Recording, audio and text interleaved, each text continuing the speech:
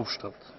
Thank you very much, Mr. President. I want, in fact, to do my intervention not to the Commission, but especially to the Council.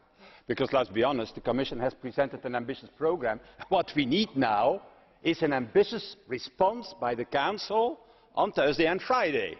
And I have to tell you, Mr. de la Vedova, I have seen the project of conclusions. I know Cola Light. Cola Light, you know what it is? Well, that is Council Light, I should say.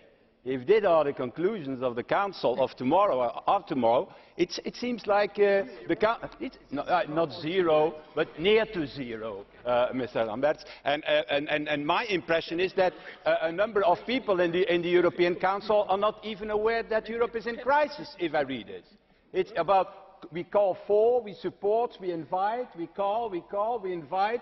It's a standing invitation to participate to the Council. I want to be very precise.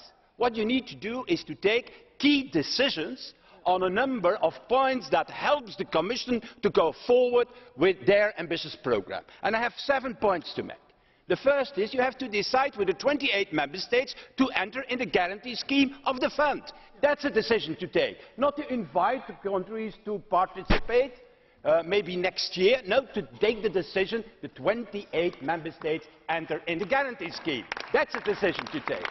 Secondly, and you don't need to change Stability Pact for that, you can do that within the rules of today. Secondly, to help the fund by saying maybe on the national level, okay, national states shall not put taxation on the income of that fund, so that not only institutional investors but also normal citizens, European citizens, can invest in the future of Europe. 3, you have to decide on conditionality.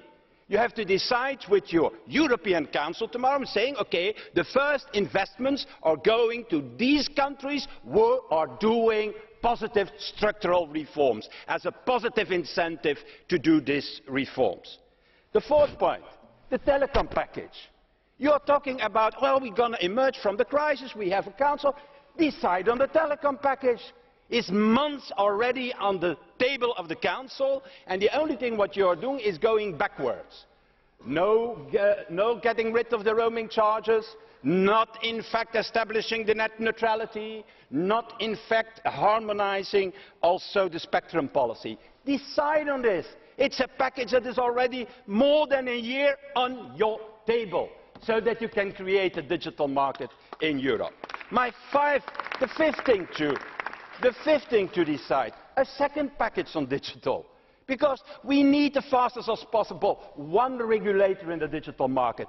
Still half of the countries in Europe cannot use Spotify, cannot use Netflix, because we have not one regulator and not one copyright regime.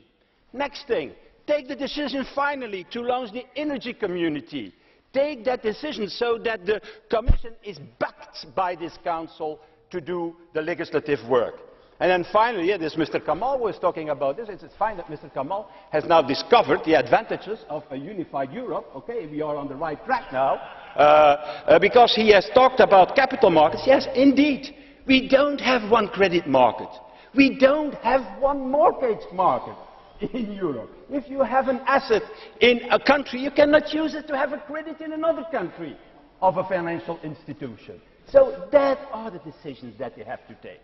Not these fake conclusions that we see always after European Council. If we see the deepness of this crisis, if we see the lack of investment that we have seen since the outbreak of the crisis in 2008, what I expect from the Council, not only for the Italian presidency, but from the 28 member states, is now that for the first time they are taking firm decisions to help this Commission and to help to emerge from this crisis in the European Union. That is your task. And my request to you, Mr. President, I know that you are there, you are always invited in the beginning of this European Council, is also to spread this key message tomorrow when you start your intervention.